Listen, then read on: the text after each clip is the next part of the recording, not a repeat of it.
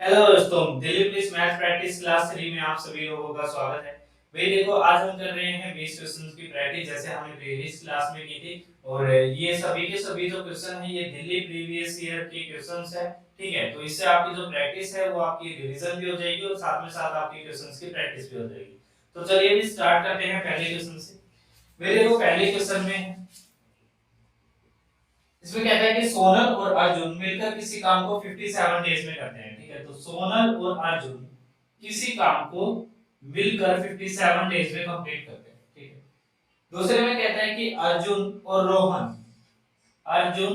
रोहन उसी काम को 38 डेज में कंप्लीट कर लेते हैं। ठीक है, अब कहता है कि सोनल और रोहन उसी काम को 38 डेज में कंप्लीट करते हैं। तो अब आपसे पूछा गया है कि अगर सोनल, अर्जुन और रोहन मिलकर इस काम को करें तो ये काम कितने दिनों में कंप्लीट हो जाएगा। देखो भाई, बेसिकली ऐसे करते क्या है इसको, यहां पर हमें क्या निकालना है, टोटल वर्क। और टोटल वर्क क्या होता है, इन तीनों का एलसीएम। ठीक है, तो इससे क्या निकलेगी कि एफिशिएंसी निकलेगी। एफिशिएंसी निकालेंगे तो यहाँ आएगा 2 और यहाँ आएगा 3 और यहाँ आएगा 3। ठीक है, बेसिकली इन दोनों की एफिशिएंसी कितनी आई, 2, इनकी एफिशिएंसी कितनी आई, 3, और इनकी एफिशिएंसी कितनी आई भाई, 3। ठीक है, अब देखो भाई, यहां पर कहता है कि टोटल वर्क है। अब देखो, ये जो वर्क कर रहा है ये दो दो लोग मिलकर कर रहे हैं। भाई ये जो एफिशिएंसी आ रही है ये भी दो लोगों की आ रही है, सोनल और अर्जुन की, अर्जुन और रोहित की, और सोनल और रोहित की। ठीक है, तो ये जो काम है ये भी दोगुना हो जाएगा। भाई दो लोग मिलकर कर रहे हैं ना, तो काम क्या हो जाएगा, दोगुना हो जाएगा।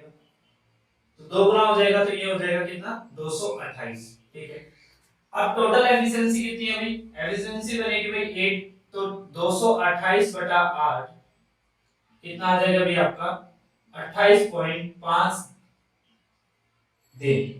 ठीक है, डेज। यानी कि इस पूरे काम को करने में इन ये जो तीनों लोग हैं, सोनल, अर्जुन और रोहित, ये कितने दिन लगाएंगे भाई, 28.5 दिन लगाएंगे। ठीक है, अब अगर आपसे इसी क्वेश्चन में ये पूछ लिया जाए कि सिर्फ सोनल कितने दिन में करेगा या सिर्फ अर्जुन कितने दिनों में करेगा, तो एक बात ध्यान रखना कि ये जो एफिशिएंसी है ये डायरेक्ट सोनल की एफिशिएंसी नहीं है या फिर अर्जुन की एफिशिएंसी नहीं है। ठीक है, अगर ऐसे क्वेश्चन में पूछ लिया जाता है कि भाई सोनल की एफिशिएंसी क्या रहेगी, अर्जुन की क्या रहेगी और रोहित की क्या रहेगी, तो वो मैं निकालना आपको बता देता हूँ। बेसिकली ऐसे करना क्या, जहां पर सोनल है, जैसे सोनल की एफिशिएंसी निकालनी है तो जहां जहां सोनल है, सोनल पहले में और तीसरे में, तो पहले और तीसरे की एफिशिएंसी कितनी हो जाएगी, 2 3 5। और जिसमें सोनल नहीं है उसकी एफिशिएंसी घटा दो, 5 में से 3 गए कितना, 2। तो सोनल की एफिशिएंसी कितनी आ गई, 2। इसी तरीके से अर्जुन की एफिशिएंसी, भाई 2 3 5, 5 में से 3 गए कितना, 2। ठीक है, रोहित की एफिशिएंसी यानी कि 3 और 3 6, 6 में से 2 माइनस हो जाएगा तो कितना आएगा, 4। अगर आप देखोगे तो इन तीनों की अलग-अलग एफिशिएंसी का प्लस भी कितना बनेगा, 8 बनेगा। और यहाँ पर जो एफिशिएंसी है इनका प्लस भी कितना बनेगा, 8 बनेगा। तो बेसिकली इनका प्लस और इन तीनों का प्लस जो है वो सेम होता है। लेकिन अगर आपसे किसी पर्टिकुलरली किसी पर्सन की पूछ ली जाए तो आप इस तरीके से निकाल के अपना आंसर निकाल सकते हैं। ठीक है, अगर आपसे ये ना पूछे और डायरेक्ट ऐसा ही क्वेश्चन पूछ लिया जाए जैसा अभी दिया हुआ है, तो आप डायरेक्ट इनको प्लस कीजिए और इस वर्ग को क्या है, दो गुना कर दीजिए। देखो, वर्ग को दो गुना हम तभी करते हैं जब यहाँ पर दो पर्सन होते हैं। ठीक है, अगर यहाँ पर 3 होते तो वर्ग को 3 गुना कर देते हैं। ठीक है, वो किसी नेक्स्ट क्वेश्चन में जब कोई आएगा। अब नेक्स्ट क्वेश्चन देखते हैं।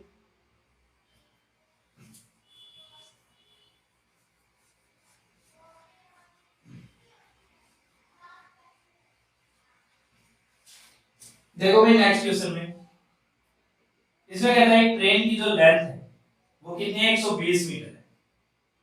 ठीक है, और कहता है इस ट्रेन की जो स्पीड है वो कितनी है भाई, 60 किलोमीटर पर हावर।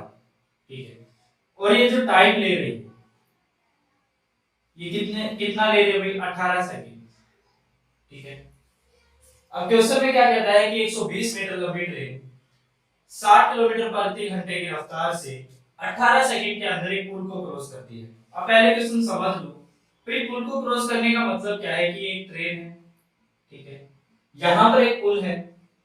ठीक है, इस पुल की लंबाई हमें दी नहीं गई, हमें इस ट्रेन की लंबाई दी गई है, वो भी कितनी है भाई 120 मीटर। ठीक है, अब देखो यहां से पार करने का मतलब क्या है कि जब ट्रेन इस पुल को एग्जैक्टली क्रॉस कर देगी, यानी कि ये इस तरीके से इसको कंप्लीटली क्या कर देगी, क्रॉस कर देगी, तो वही क्या होगा, पुल को पार करना कहलाएगा।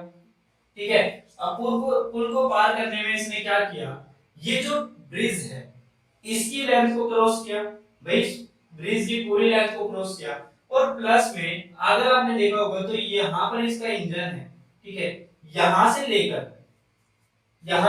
अब ये इंजन यहाँ पर है, तो इंजन में देखो भाई, इस इंजन ने पहले तो पहले तो ब्रिज की जो लेंथ है वो क्रॉस की, फिर अपनी लेंथ यानी कि जितनी इसकी ट्रेन की लेंथ थी उसको भी क्रॉस किया, तो अब ये इंजन यहाँ पर है। तो आपको पता चला होगा कि ये जो डिस्टेंस है, अगर आप यहाँ पर डिस्टेंस देखेंगे तो डिस्टेंस के अंदर यानी कि ट्रेन की लंबाई भी आ जाएगी और ब्रिज की लंबाई भी आ जाएगी यहाँ पर। ठीक है, अगर डिस्टेंस पता चल गया है तो फॉर्मूला पुट कर दीजिए बस। फॉर्मूला क्या होता है, distance equal to speed into time. ठीक है, अब यहाँ पर स्पीड कितनी है, 60 किलोमीटर पर आवर है, और डिस्टेंस कितना है, डिस्टेंस में देखेंगे तो भाई 120 मीटर यहाँ पर है, और ब्रिज की डिस्टेंस नहीं दी गई है, तो ब्रिज की डिस्टेंस हम एज इट इज लिख देते हैं।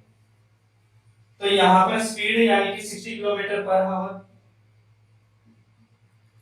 और टाइम कितना 18 सेकंड। ठीक है, अब एक और बात भाई, यहाँ पर जो स्पीड दी गई है वो किलोमीटर पर आवर में है, यहाँ पर जो टाइम है वो सेकंड में है, और जो ये डिस्टेंस दिया गया है ये मीटर में दिया गया है, और आपसे जो आंसर पूछा गया है वो भी मीटर में दिया गया है। तो एक और चीज यहाँ पर लिख लो साथ के साथ, देखो भाई, जब भी किलोमीटर पर आवर में आपको यहाँ पर स्पीड दी जाए, तो उसको मीटर पर सेकंड में बनाने के लिए, यानी कि मीटर पर सेकंड में बनाने के लिए क्या करते हैं भाई, 5/18 से गुना कर देते हैं। ठीक है, जो भी ये स्पीड दी गई होगी, अगर इसका उल्टा हो जाए यानी कि मीटर पर सेकंड में दिया गया है और उसको किलोमीटर पर आवर में बनाना हो, तो ऐसे में हम क्या करते हैं, 18/5 से गुना कर देते हैं।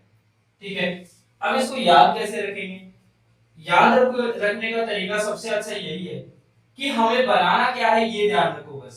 बनाना क्या है भाई, बनाना मीटर पर सेकंड है, तो यानी कि मीटर पर सेकंड जो होती है वो छोटी यूनिट होती है, तो ऊपर जो वैल्यू आएगी वो छोटी आएगी, यानी कि 5/18 आएगा। अब यहाँ पर क्या बनाना है, किलोमीटर पर आवर बनाना है, तो किलोमीटर पर आवर में क्या है, जो 18 जो होती है, ये किलोमीटर पर आवर जो यूनिट होती है वो बड़ी यूनिट होती है, तो 18 यानी कि 18 खुद इसमें भी बड़ी यूनिट है, तो 18/5 यहाँ पर ऐसे करो। ठीक है, तो ये याद करने का तरीका होगा। अब इसको सोल्व कर लेते हैं, यानी कि यहाँ पर भी क्या होगा, 18/5 से गुना हो जाएगा।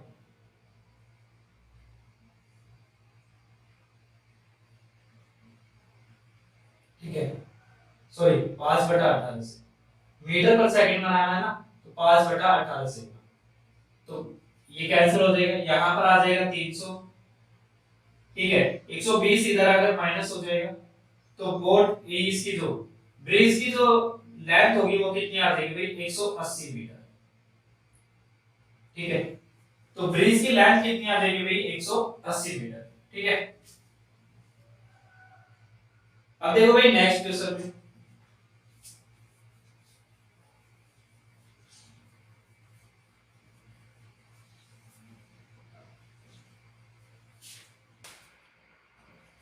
देखो भाई थर्ड क्वेश्चन में यहाँ पर कहते हैं कि एक कपड़े की दुकान में एक शर्ट पर 30% का डिस्काउंट दिया, रेवान डिस्काउंट से ही 810 रुपए कमाना चाहता है, तो ऐसा करने पर उसे कितनी शर्ट खरीदनी पड़ेगी ताकि, और शर्ट का जो प्राइस दिया गया मार्केट प्राइस वो 540 दिया गया है भाई, 540 मार्केट प्राइस है। ठीक है, और आप जानते हैं जो डिस्काउंट दिया जाता है वो हमेशा मार्केट प्राइस पर दिया जाता है, तो इसका 30% डिस्काउंट दिया जा रहा है।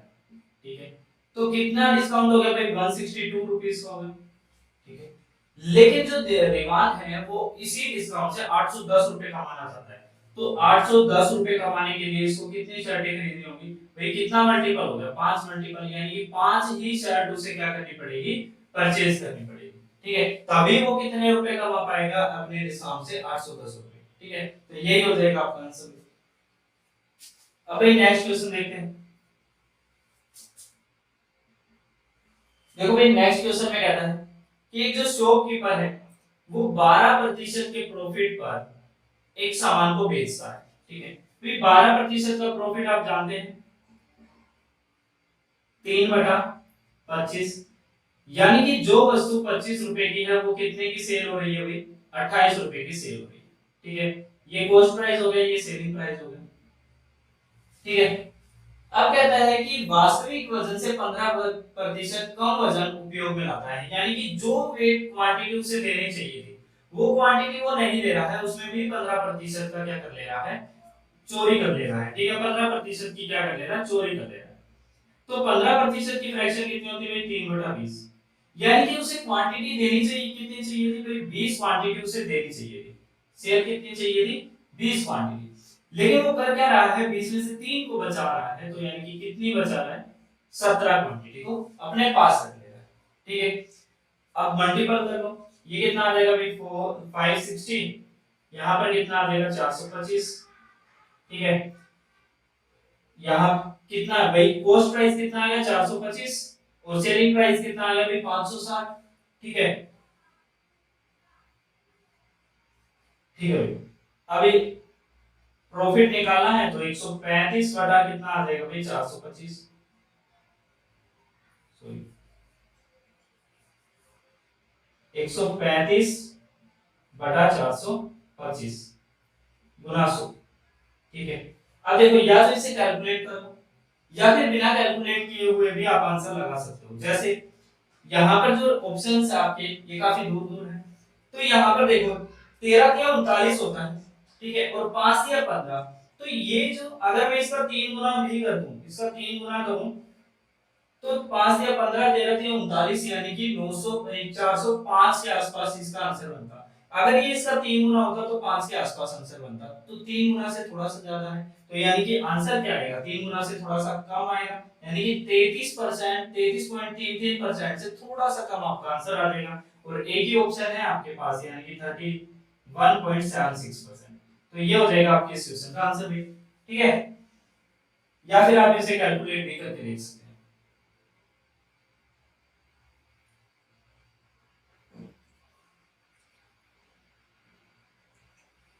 अब भाई नेक्स्ट क्वेश्चन देखते हैं।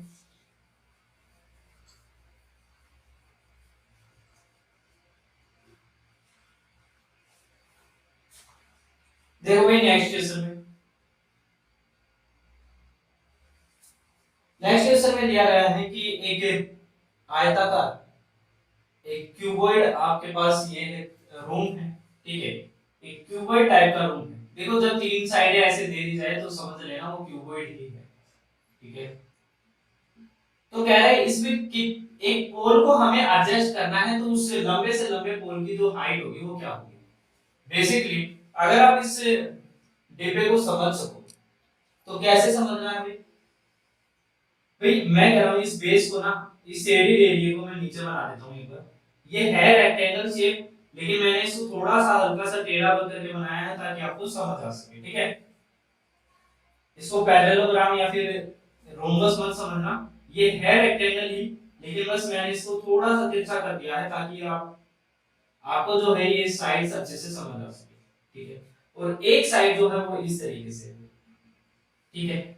अब यहां से इस पॉइंट से एक लाइन है, एक डंडा है, ये एक पोल है, जो हमें इस तरीके से इसमें एडजस्ट करना है, ठीक है। अब अगर आप देखोगे ये जो एडजस्ट हो रहा है ये किसके ऊपर हो रहा है, इसके डायगोनल के ऊपर हो रहा है भाई, इस रेक्टेंगल के डायगोनल के ऊपर हो रहा है। इसकी जो साइड्स आ रही है वो इस रेक्टेंगल के ऊपर आ रही है, ये जो ये रेक्टेंगल का जो डायगोनल है इसके ऊपर आ रही है, और रेक्टेंगल का डायगोनल यानी कि ये लेंथ ये ब्रेड्थ, तो इसका जो डायगोनल होगा वो क्या होता है, √L square plus B square, यही होता है। और ये है हमारी हाइट, ठीक है। तो हमें अब इसका निकालना है डायगोनल, यानी कि ये अब क्या होगा, अगर आप देखोगे तो ये कंप्लीटली क्या बन गया भाई, ट्रायंगल बन गया, ठीक है। ये क्या बन गया भाई, ट्रायंगल बन गया। और यहाँ पर ये जहां पर टच करता है वहां पर 90 डिग्री पे कट करता है, क्योंकि आप जानते हो ना कि ये जो क्यूबॉइड बनता है यहाँ पर ये 90 डिग्री बनता है, यहाँ पर भी 90 डिग्री, क्योंकि क्यूबॉइड रेक्टेंगल की शेप से बनता है, यानी कि रेक्टेंगल मिल मिलकर ही तो एक क्यूबॉइड बनाते हैं, तो यहाँ पर भी 90 बनेगा, यहाँ भी 90, यहाँ भी 90, यहाँ भी 90। ये जो शेप होती है ये 3D शेप होती है और ये जो शेप होती है ये 2D शेप होती है, ठीक है। 2D शेप को ही मिलाकर एक क्यूबॉइड बना दिया जाता है जो कि एक 3D शेप बनता है, ठीक है। 3D शेप के अंदर तीनों डायमेंशन प्रेजेंट होती है, जिसको हम लेंथ इनटू ब्रेथ या फिर हाइट कहते हैं, ठीक है। लेंथ हो गई, ब्रेथ हो गई और हाइट हो गई, ठीक है। और जो 2D शेप होती है उसके अंदर सिर्फ इनमें से कोई ना कोई दो ही साइड, दो ही डायमेंशन उसके अंदर क्या होती है, एप्लीकेबल होती है, ठीक है। अब देखो भाई यहाँ पर अगर आप देखोगे तो इसकी हाइट हो गई इसकी, ठीक है। ये क्या हो गया, ये बेस हो गया और ये हाइपोटेन्यूस हो गया। तो हाइपोटेन्यूस बराबर क्या होगा, यानी कि अगर मैं इसको कैपिटल H मान लूं तो ये जो कैपिटल H होगा ये बराबर किसके होगा भाई, इसका स्क्वायर बराबर होगा इस छोटे वाले h का स्क्वायर के बराबर प्लस इसके स्क्वायर के बराबर। तो स्क्वायर करूंगा तो ये जो अंडर रूट है ये हट जाएगा, अंडर रूट हटेगा तो l square plus b square आ जाएगा, ठीक है। अब इसका स्क्वायर जो है ये इधर जाएगा तो h जो है वो बराबर हो जाएगा under root h square plus l square plus b square, ठीक है। आंसर काफी आसान था इसका, लेकिन इतना बताने का पर्पस एक ही है कि जब भी ऐसा क्वेश्चन दोबारा आए तो आप उस क्वेश्चन के अंदर कभी ना रहो, ठीक है। हर क्वेश्चन के पीछे मेरा यही रीजन रहता है कि अगर वही क्वेश्चन मान लो कभी ना कभी आपके सामने फिर से रिपीट हो जाए तो आपको ये चीजें रटनी ना पड़े कि भाई हाँ ये जो हाइपोटेन्यूस होता है इसका जो एरिया होता है इसकी जो लेंथ होती है वो ऐसे होती है, नहीं। आपको प्रैक्टिकली भी पता होना चाहिए कि ये बनती किस तरीके से, ठीक है। अब देखो यहाँ पर अब हमें पता है भाई तीनों डायमेंशन दे रखी है, यानी कि 10, एक 10 दे रखी है, दूसरी भी 10 दे रखी है, तीसरी 5 दे रखी है। बेसिकली हमें इनका स्क्वायर करना है तो h जो होगा वो बराबर हो जाएगा 100 प्लस 100 प्लस 25। और आप जानते हैं 225 जो होता है किसका स्क्वायर होता है, 15 का स्क्वायर होता है। तो आपकी जो ये h होगी ये कितने आ जाएगी भाई, 15 आ जाएगी, ठीक है। यानी कि इसकी जो लंबाई होगी वो कितने आ जाएगी, 15 आ जाएगी, 15 मीटर, ठीक है। तो 15 मीटर हो जाएगा आपकी इस क्वेश्चन का आंसर। उम्मीद करता हूँ भाई आपको ये चीज समझ आएगी। एक ही बार समझ लो ताकि इसी टॉपिक को, इसी क्वेश्चन को आपको दोबारा कभी समझने की जरूरत ही ना पड़े, ठीक है भाई। 6 क्वेश्चन में देखो, 6 क्वेश्चन में कहता है कि दो नंबर है जिनका मल्टीपल यानी कि उनका प्रोडक्ट जो है, यानी कि दो नंबर कोई भी ले लेते हैं हम, x ले लेते हैं, दूसरा नंबर y ले लेते हैं। इनका जो प्रोडक्ट है, इनका प्रोडक्ट है कि एलसीएम और एचसीएफ के 8 और 40, ठीक है, ठीक है। 8 और 40 के प्रोडक्ट के बराबर है, ठीक है।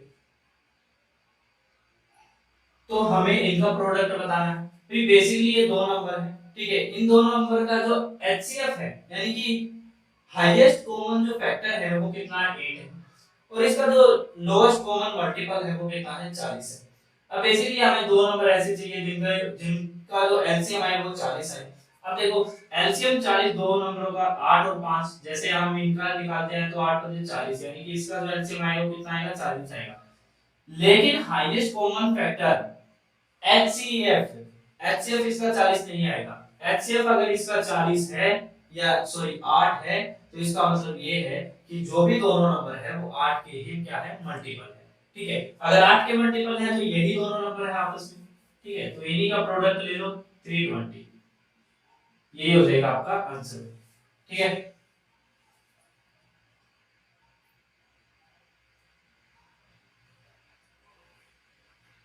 ठीक है, देखो भाई नेक्स्ट क्वेश्चन देखते हैं।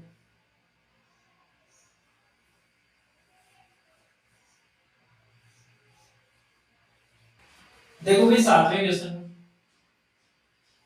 क्वेश्चन में कहता है कि जॉन ने एक बैंक से 10% वार्षिक ब्याज दर पर कुछ राशि उधार ले ली, जिसके लिए ब्याज वार्षिक दर से सीआई यानी कि कंपाउंड इंटरेस्ट है।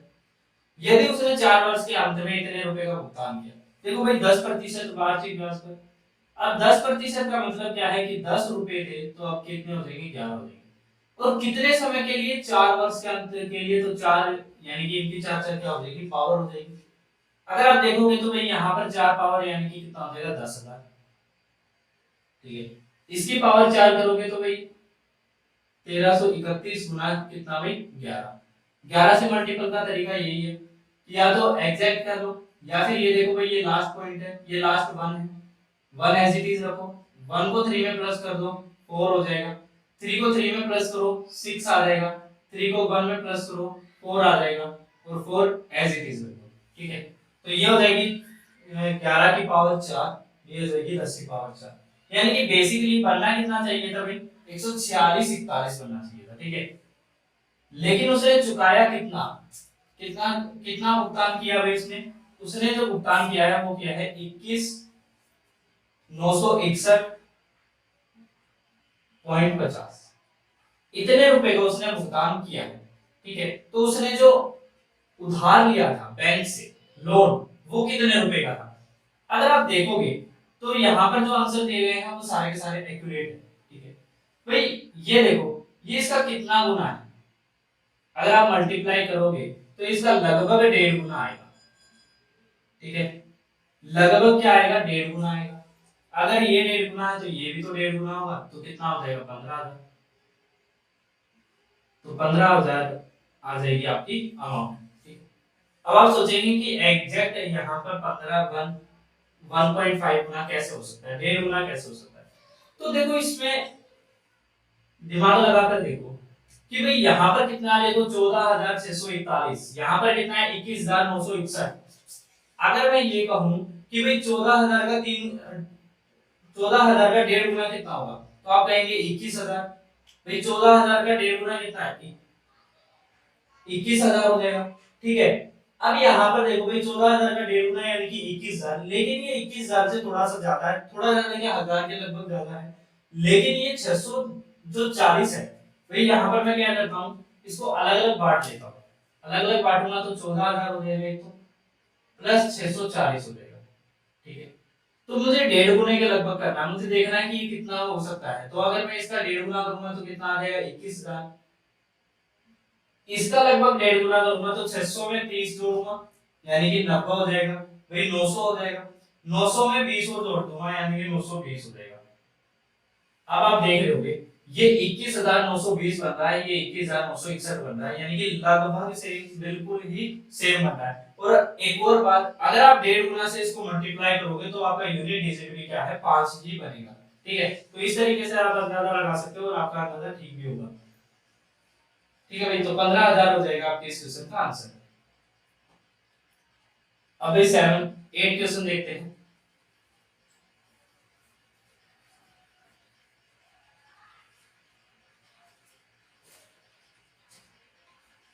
फिर 8 क्वेश्चन में ऐसा एक सर्कल वे में ट्रैक दिया गया है आपको। ठीक है, और इस ट्रैक के चारों तरफ दो लोग दौड़ेंगे, एक आप दौड़ेंगे, एक मैं दौड़ूंगा।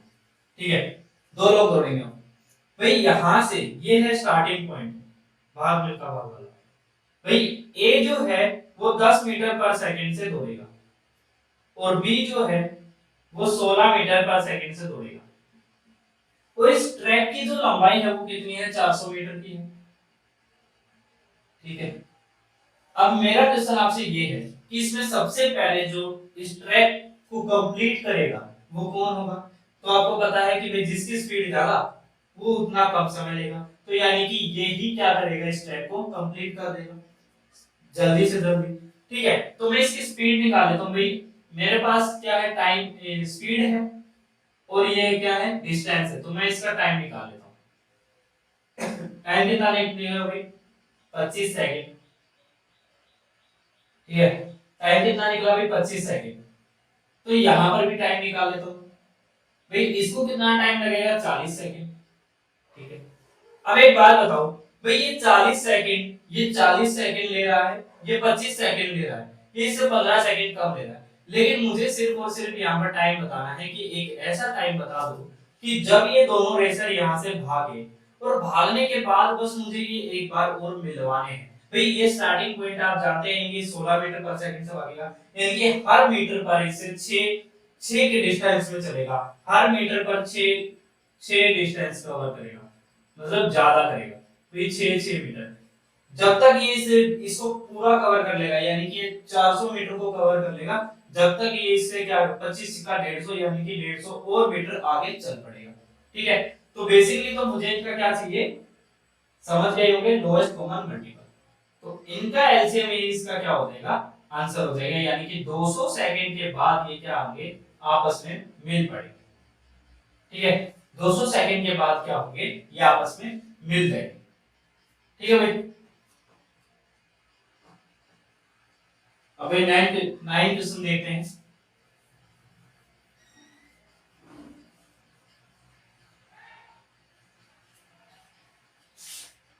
देखो भाई 9 क्वेश्चन है, यहाँ पर दिया गया है a plus B, sorry a ratio B,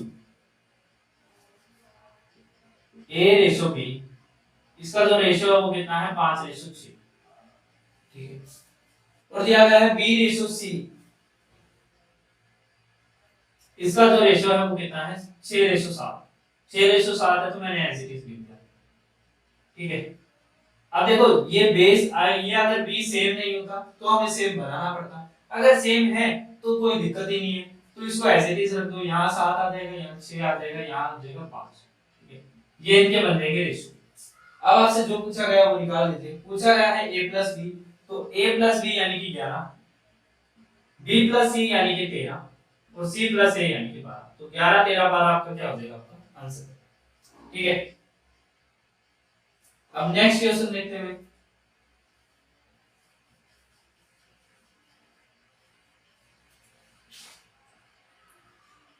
देखो भाई नेक्स्ट क्वेश्चन में कहता है कि एक डीलर जो है वो अपने माल पर सीपी से 15% ज्यादा मार्केट प्राइस उसे रख देता है। ठीक है, यानी कि 15% ज्यादा रख देता है।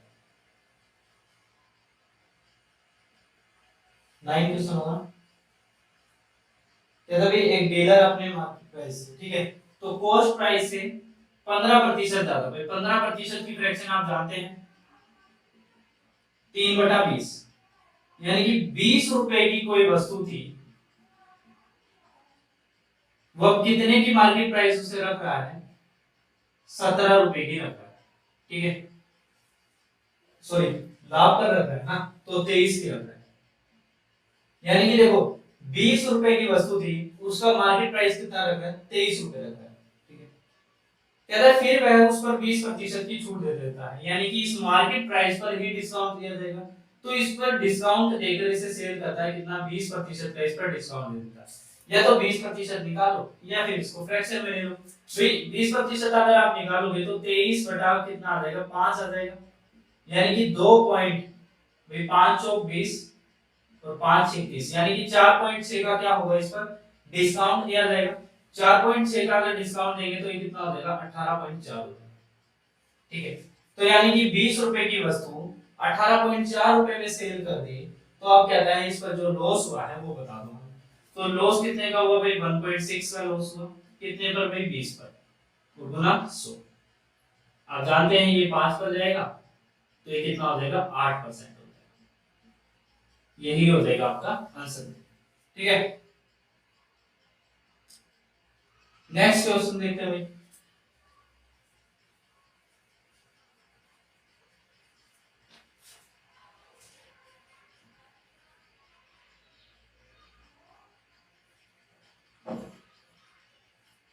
देखो भाई नेक्स्ट क्वेश्चन में क्या कहता है, the LCM of two number is 50 times this their HCF। ठीक है, तो 10वां होगा, 10वां या 11वां क्वेश्चन। ठीक है, इसमें कहता है कि एलसीएम है,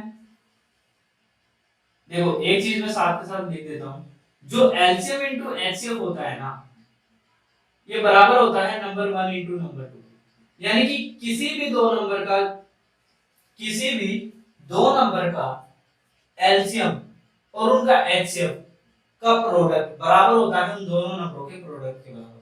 ठीक है, तो यहाँ पर क्या कहता है, LCM of two number is 50 times their HCF, यानी कि एचसीएफ अगर x है तो ये 50 टाइम्स ज्यादा है, यानी कि 15x होगा।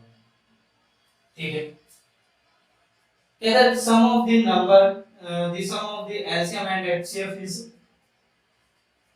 तो एलसीएम और एचसीएफ, तो ये 15x प्लस x बराबर है कि किसके, 112 के। ठीक है, one of the number is 49, तो एक नंबर की जो वैल्यू है वो कितनी है, 49, और आपसे शायद सेकंड नंबर आपसे पूछा है। ठीक है, तो सेकंड नंबर निकाले होंगे। यहां से आप x की वैल्यू निकाल लो, x की वैल्यू कितनी हो जाएगी 16 सत्ते 112, यानी कि x की वैल्यू कितनी आ गई 7 आ गई। अब यहां पर 15 सत्ते कितना हो जाएगा 105 हो जाएगा, गुना यहां पर कितना हो जाएगा 7 हो जाएगा, और यहां पर कितना आ जाएगा 49 आ जाएगा। ठीक है, और ये number 2 is as it is. 7 से इसको कैंसिल करेंगे तो ये 7 आ जाएगा, इससे 7 से कैंसिल करेंगे तो यहाँ 15 आ जाएगा। यानी कि जो दूसरा नंबर है, यानी कि जो दूसरा नंबर है इसकी जो वैल्यू आएगी वो कितनी आ जाएगी 15 आ जाएगी। ठीक है, ठीक है, इस दूसरे नंबर की जो वैल्यू होगी वो कितनी आ जाएगी आपकी 15 आ जाएगी। ठीक है भाई,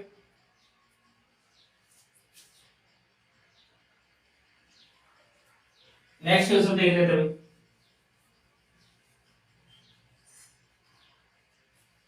देखो भाई नेक्स्ट क्वेश्चन में कहता है एक सिलेंड्रिकल टैंक है जिसकी जो कैपेसिटी है वो 5632।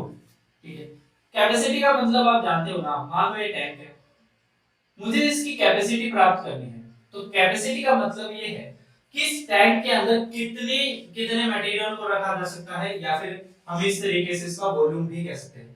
क्योंकि वॉल्यूम में क्या होता है, वॉल्यूम में जब भी हम किसी भी बर्तन का वॉल्यूम मापते हैं तो उसके अंदर कोई भी स्थान के जो है वो शेष नहीं रह जाता है। तो इसीलिए हम क्या करते हैं, इन बर्तनों का हमेशा हमेशा वॉल्यूम चेक करते हैं।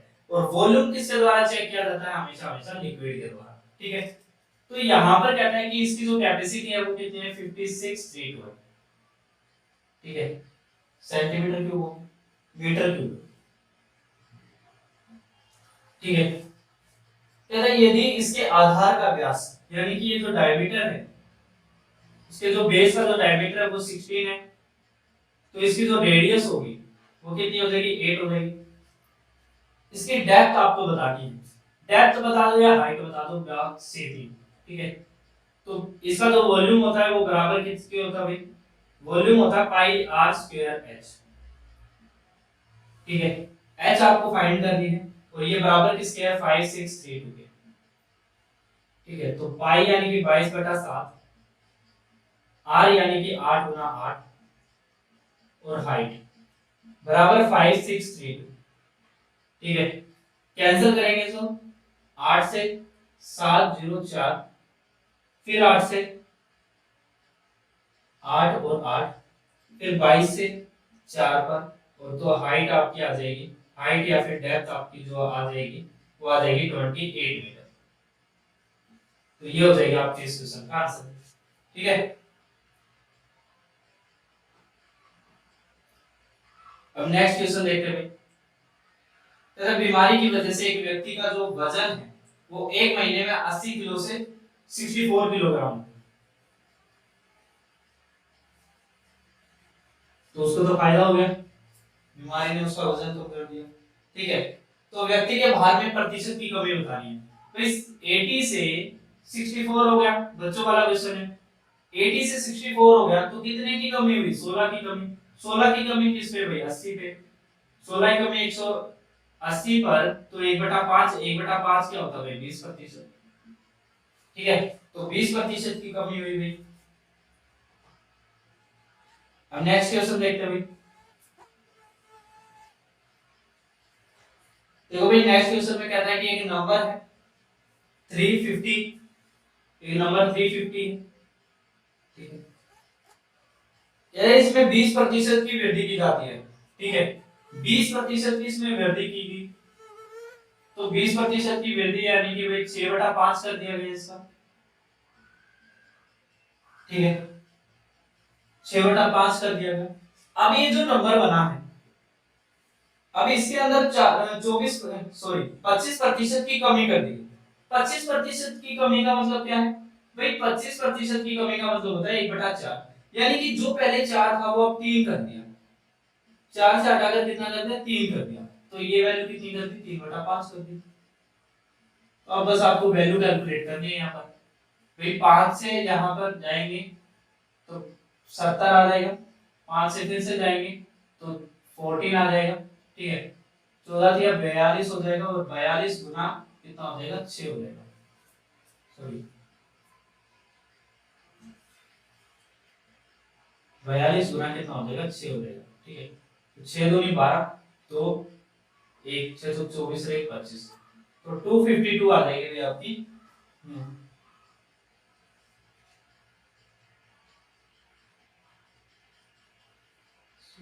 अरे सॉरी सॉरी सॉरी गलती हो गई, 25% यहाँ पर गलत लिख दिया। एक सेकंड, इसको ठीक कर दे, यानी कि 3/4 लिखना पड़ेगा, गलती से दूसरा लिख दिया। ठीक है, तो यहाँ से इसको कैलकुलेट कर लेते हैं, तो ये हो जाएगा 2, तो ये 70 ऐसे ठीक रह जाएगा, 5 से कटेगा तो 70 बचेगा। ठीक है, फिर 4 से इसको 2 से काट देते हैं, 2 बचेगा, तो ये 35 बचेगा यहाँ पर। ठीक है, फिर 2 से काटेंगे तो 3 बचेगा, तो 35 9 जा, 35 9 जा कितना होता है भाई, 35 9 जो होता है 315, तो ये हो जाएगा आपका आंसर। ठीक है, 35 9 जा कितना 315। ठीक है, कैलकुलेट कैसे करेंगे ऐसे, 35 9 जा डायरेक्ट करना हो तो सबसे पहले 3 10 35 10 जा कर दो, तो कितना आ जाएगा 350 आ जाएगा। अब इसमें से 35 को माइनस कर दो, आप जानते हो 50 में से 35 गया तो कितना 15 और 3 ऐसी चीज, तो 315 आ जाएगा आपका आंसर। ठीक है, कैलकुलेशन तो आप किसी भी तरीके से कर लो जिस तरीके से आपको आसान लगती है। आप ये मत सोचो कि कौन किस तरीके से कर रहा है मुझे भी उसी तरीके से करनी पड़ेगी क्या, ऐसा कोई जरूरी नहीं है। आपको किस तरीके से अच्छी लगती है, आपको लगता है अभी मैं 2 की टेबल अच्छे से पढ़ सकता हूँ तो 2 की पढ़ो, 200 की क्यों पढ़नी है। आपको लगता है कि भाई मैं 24 की टेबल पढ़ सकता हूँ तो आप 24 की पढ़ो। अगर आपसे मैं पूछूं कि भाई 23 मल्टीप्लाई 29, 23 मल्टीप्लाई 29, तो अगर आपको ये मल्टीप्लाई करना है तो तरीके हैं ना, अपने अपने तरीके हैं कि भाई मैं इसको क्या करूंगा, मैं इसको सोचूंगा कि भाई ये 30 ही है तो 30 की गुना मैं 23 से कर दूंगा, 23 का कितना होता है 69 होता है। ठीक है, 690 होता है। अब मुझे पता है कि 690 नहीं था, मैं मुझे किससे करनी थी 29 से करनी थी, तो यानी कि एक नंबर मैंने क्या ले लिया, ज्यादा ले लिया। ठीक है, तो मैं क्या करूंगा इसमें से 23 को माइनस कर दूंगा, 23 को माइनस करूंगा तो यहाँ आएगा 7, यहाँ 8 में से 7 6 और ये आ गया 6, तो ये हो जाएगा आपके आंसर में। ठीक है, तो जिस तरीके से आपको अच्छी लगे उस तरीके से कर कैलकुलेशन दो। ठीक है, ज्यादा सीखने के उसमें मत रहो कि दो दो जोड़ना भी आपको कोई सिखाए, ऐसा कोई जरूरी नहीं है, क्योंकि हर किसी के तरीके अलग होते हैं, हर कोई अपने अलग तरीके से ही चलता है। किसी को कैलकुलेशन में मल्टीप्लाई करना अच्छा लगता है, किसी को ऐड करना अच्छा लगता है, कोई मल्टीप्लाई जल्दी कर लेता है, कोई ऐड जल्दी कर लेता है। ठीक है, अबे नेक्स्ट क्वेश्चन देखते हैं। नेक्स्ट क्वेश्चन में कहता है कि 10 वस्तुओं का जो एवरेज प्राइस है वो कितना है 89। अब देखो 10 वस्तु का एवरेज प्राइस कितना आ गया 89 आ गया, ये एवरेज प्राइस है। ठीक है, 80 लिख दिया मैंने एवरेज प्राइस। कहता है एक वस्तु का जो प्राइस है वो 35 है, तो जो बैलेंस बची हुई 9 है उनका एवरेज प्राइस क्या होगा। तो एक वस्तु का एवरेज प्राइस कितना है 35 है, तो बची हुई 9 का बताओ भाई। अब देखो दो तरीके, ठीक है, इस क्वेश्चन को करने के दो तरीके, या तो आप कैलकुलेशन कर लो कि भाई 10 वस्तुओं का जो एवरेज प्राइस है 89, तो 890 हो गया, एक का घटाया तो 35 घट गया, घटा दो इसको, ये आ गया 5, यह आएगा 6 सॉरी 5 और ये आएगा 8। अब इसको कर दो 9 से डिवाइड। ठीक है, 9 से डिवाइड करोगे तो 9 9 81 और 9 5 45, ये तो हो गया बिल्कुल बेसिक तरीका इसका। ठीक है, अगर यहाँ 10 की जगह 12 दे दे 15 दे दे तब क्या इसको कैलकुलेट करते रहोगे, क्या कैलकुलेट करना जरूरी है, ऐसे में कैलकुलेट नहीं करते। देखो सोचकर चलो कि मुझे पता है कि इसकी जो एवरेज थी ना वो 89, का मतलब क्या है कि हर पर्सन के पास 89 ही था, एज मान लो पैसे मान लो कुछ भी मान लो, हर पर्सन के पास 89 89 89 ही था, उसमें से एक पर्सन ऐसा था जिसके पास 35 था, यानी कि दूसरों की तुलना में अगर आप देखो तो इसके पास कितना कम था भाई। अगर मैं इसमें से 35 घटाऊंगा तो कितना आ जाएगा 54 आ जाएगा, यानी कि 54 रुपए इसके पास कम थे। अगर मैं पैसे देखूं तो 54 रुपए इसके पास कम थे ना, तो वो 54 रुपए किन में बटे हुए होंगे, बाकी 9 में बटे होंगे। ठीक है, अगर 54 रुपए बाकी 9 में बटे हैं तो 9 के हिसाब से कितने कितने बटे हैं भाई, 6 से बटे हैं। ठीक है, तो अब 6 को इसमें बढ़ा दो बस, 89 प्लस 6 कितना आ गया 95। तो ये आ गया आपके इस क्वेश्चन का आंसर। ठीक है, अब बढ़ाया क्यों, क्योंकि पर्सन भी तो चला गया ना, पर्सन भी चला गया ना अपना, तो पर्सन भी चला गया तो क्या हुआ, बची हुई 9 का हमें निकालना है, और 9 पर कितनी ज्यादा थी उसके पास 54 ज्यादा थी। अब 54 को सब में बराबर ही तो बांटोगे ना, एवरेज निकालनी है तो बराबर ही बटेगी। ठीक है, तो इस तरीके से इसका कितना आ जाएगा 95 आ जाएगा।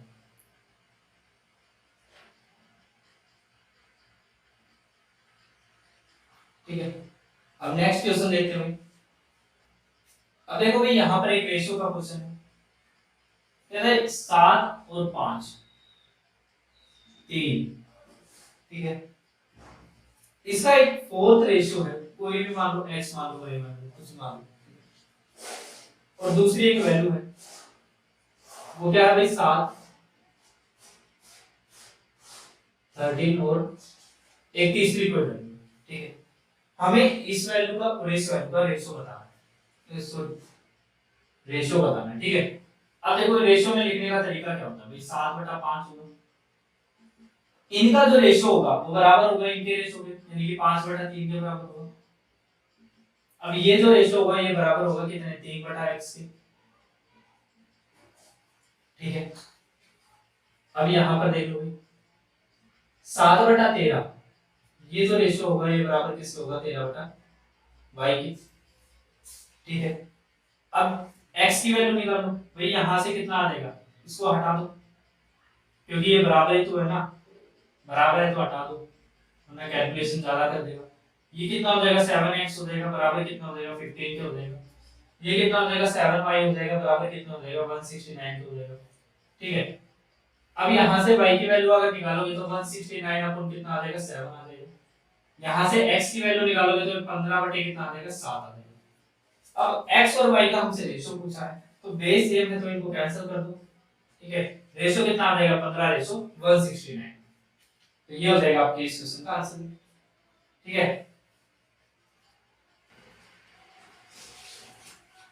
नेक्स्ट क्वेश्चन देखते हैं।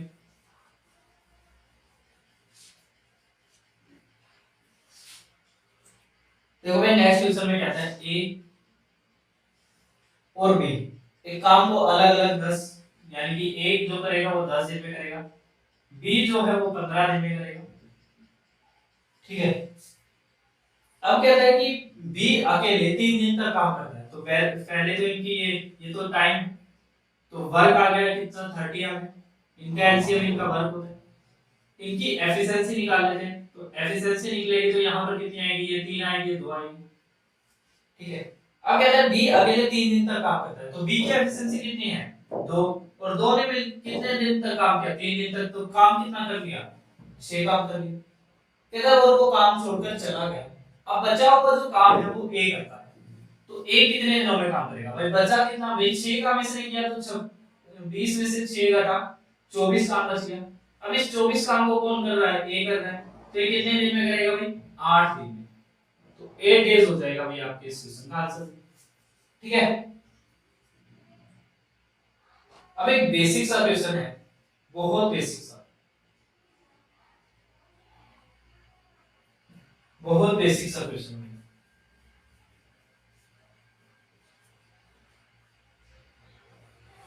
ठीक है, इसको क्या करें, आपके लिए छोड़ दो, आपके लिए छोड़े या कर दे, करवा देता हूं। ठीक है बहुत बेसिक सा, देखो समझाता हूं भाई, एक बस है पी पॉइंट से चलती है और क्यू पॉइंट तक जाती है। ठीक है, तो जाते हुए जो स्पीड थी वो कितनी थी 70 किलोमीटर प्रति घंटा पर हावर। ठीक है, और आते हुए जो इसकी स्पीड थी वो कितनी थी 90 किलोमीटर पर हावर। अब फॉर्मूले नहीं रटने हैं भाई, मेरे क्लास में फॉर्मूले नहीं रटने हैं, मैं आपको अभी तक देखा होगा तो इतने सारे क्वेश्चन मैंने करवाए हैं पिछली क्लास में भी इस क्लास में भी, मैं फॉर्मूले बेस पर नहीं करवाता क्योंकि फॉर्मूले बेस पर क्वेश्चन किए ही नहीं आते। वो 100 में से वो क्वेश्चन जो एडवांस या फिर जो स्पेसिफिक किसी आइडेंटिटी पर बेस्ड होते हैं वही क्वेश्चन जो होते हैं वो फॉर्मूले बेस्ड होते हैं। अदरवाइज फॉर्मूले बेस्ड क्वेश्चन नहीं करनी चाहिए ज्यादा। मतलब क्वेश्चन तो करने चाहिए लेकिन फॉर्मूले पर ज्यादा आधारित नहीं रहना चाहिए कि हम जो निर्भर है वो प्रॉपर फॉर्मूले बेस्ड है। अब इस क्वेश्चन को देखो, यहाँ पर ये कह रहा है कि इसने एक डिस्टेंस जो है वो कवर किया 70 किलोमीटर पर घंटे की रफ्तार से, और क्यू पॉइंट तक गए और क्यू पॉइंट से वापस इस पॉइंट तक आने के लिए 90 किलोमीटर पर आवर की स्पीड। तो इसकी एवरेज जो स्पीड होगी वो क्या होगी? अब सोचो, एक बात सोचो भाई, मैं ये कह रहा हूँ कि ये 70 किलोमीटर पर घंटे की रफ्तार से गया और कितनी भी दूरी इसने तय कर ली, तो मैं क्या करता हूँ, इन दोनों का एलसीएम ले लेता हूँ।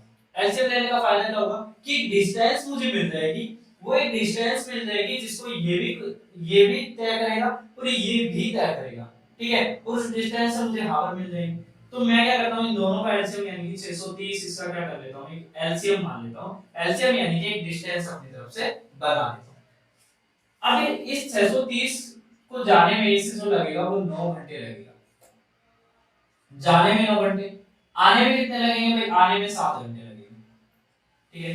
जाने में 9 घंटे लगेंगे, आने में 7 घंटे लगेंगे। अब देखो ये कह रहा है कि इसका जो एवरेज स्पीड होगी वो क्या होगी। सोचो भाई, 630 किलोमीटर बंदा गया भी है और 630 किलोमीटर बंदा आया भी है, तो गया भी है और आया भी है, तो 630 और 630 कितना हो जाएगा? 1260 हो जाएगा,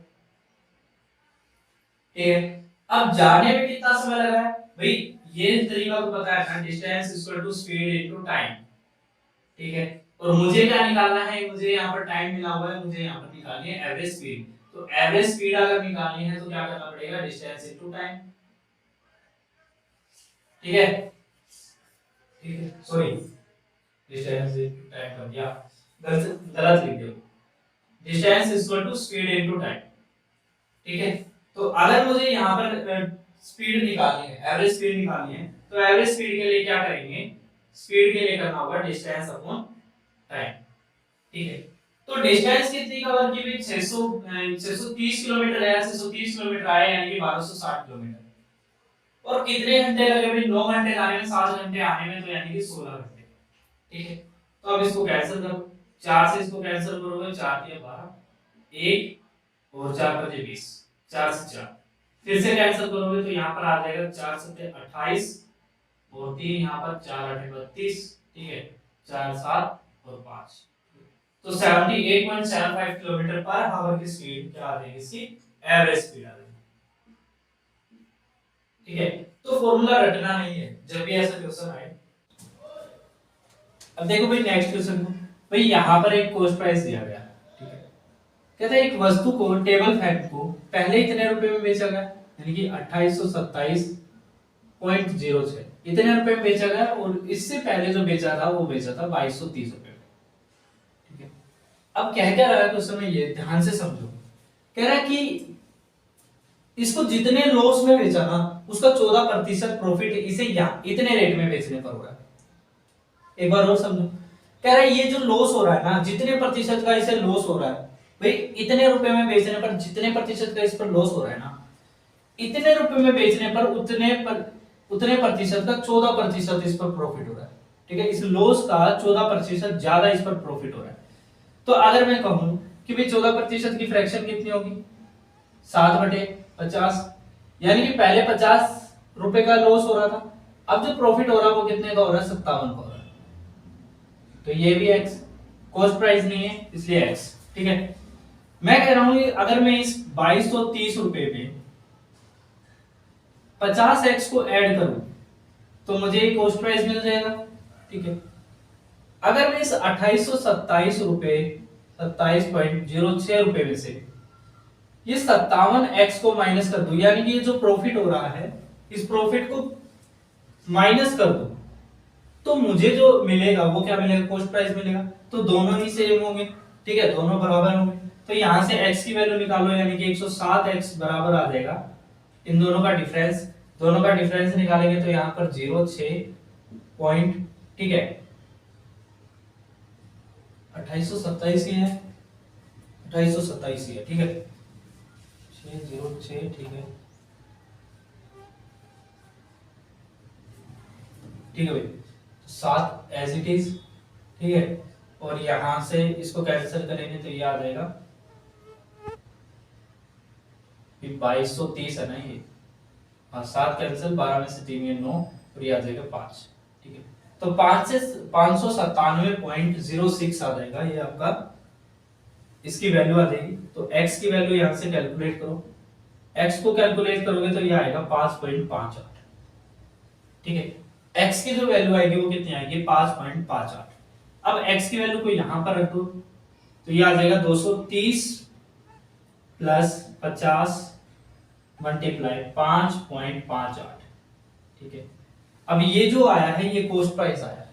ठीक है, अब इस कॉस्ट प्राइस को क्या करना है, 14% प्रॉफिट पर सेल करना है भाई, 14% प्रॉफिट पर सेल करना है। तो यानी कि इसका कितना 114%। 114 यानी कि आप जानते हो कितना 57 बटे, चलो 114 ही लिख लो ताकि कैलकुलेशन आसान रहे। भाई यहां से पॉइंट हटाओगे तो कितना आ जाएगा 2 जीरो और आ जाएंगे, इस जीरो से इस जीरो को कैंसिल कर दो। ठीक है, अब या तो यूनिट डिजिट कैच कर लो भाई, 8 बजे 40 यहां पर तो जीरो बनेगा लेकिन 4 8 32, सॉरी 4 से जीरो ही बन जाएगा वो तो। ठीक है, पहले इनको क्या कर लो भाई ऐड कर लो, इसको सोल्व करोगे तो यहां पर कितना आ जाएगा भाई, ये आ जाएगा 8 बजे 40 0 4 5 29 और 4 25 और 4 29। ठीक है, 2 25 और 2 27। ठीक है, एक जीरो बन गई थी, इसको हटाओ।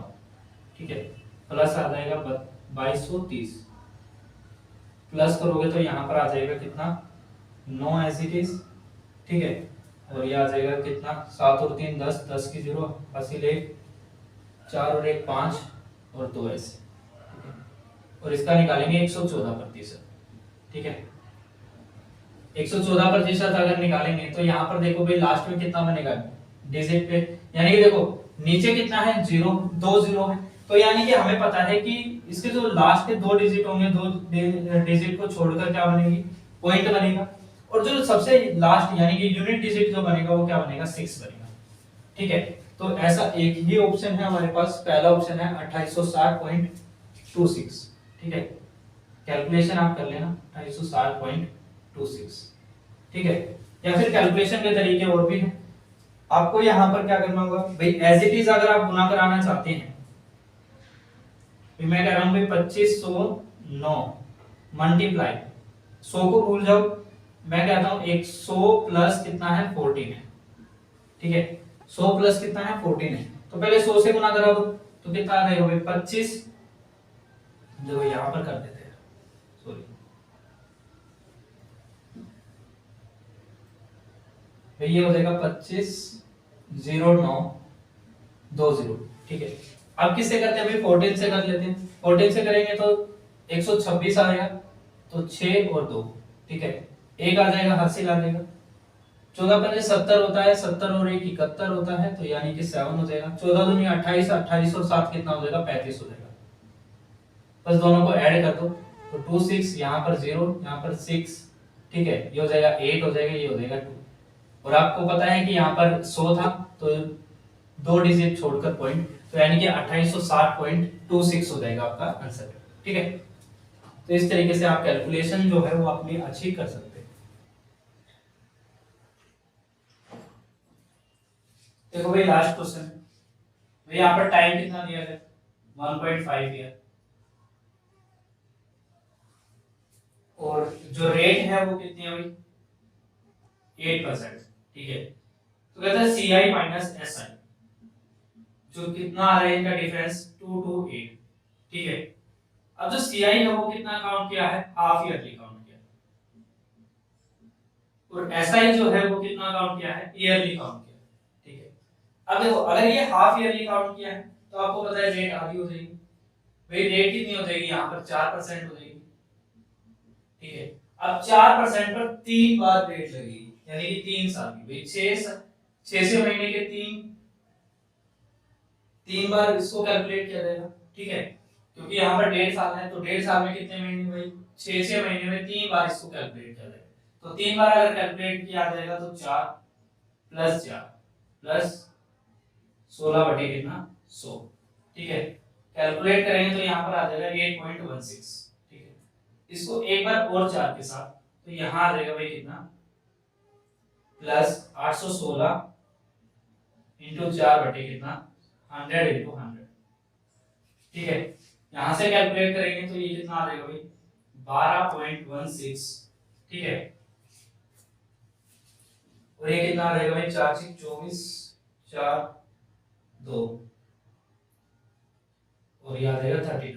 ठीक है, इसमें ऐड कर देंगे तो 32 6 8 तो ये आ जाएगा 6 4 8 4 12। ठीक है, देखो अगर सीआई पर इसे कैलकुलेट किया जाता है तो ये कितना आ रहा है 12 पॉइंट, इसकी जो रेट आ रही है वो कितनी आ रही है 12.486। ठीक है, 12.486। अब अगर इसे एसआई पर कैलकुलेट किया जाए तो एसआई पर पहले साल तो 8% ही रहेगा, दूसरे साल 4% हो जाएगा, तो कितनी रेट रहेगी 12% रहेगी। ठीक है, और इनका डिफरेंस कितना दिया है 228, तो यानी कि 0.4864 जो है ये किसके बराबर है भाई 228 के बराबर है।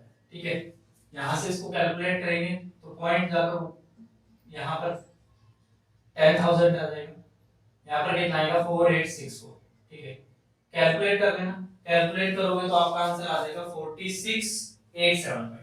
ठीक है, 46875 आ जाएगा आपका आंसर। ठीक है भाई, यानी कि इसकी रेट तो समझ आई होगी। ऐसा ही में क्या होता है ना कि पहले साल जितनी रेट रहती है दूसरे साल भी उतनी रहती है, लेकिन दूसरा साल आधा ही है तो इसलिए दूसरे साल की जो रेट होगी वो भी आधी होगी। ठीक है, तो ये हो जाएगी भाई आपकी आज की सीरीज 20 क्वेश्चन की सीरीज। उम्मीद करता हूँ आपको पसंद आएगी, अगर पसंद आई है तो इस वीडियो को शेयर कर देना। So thank you.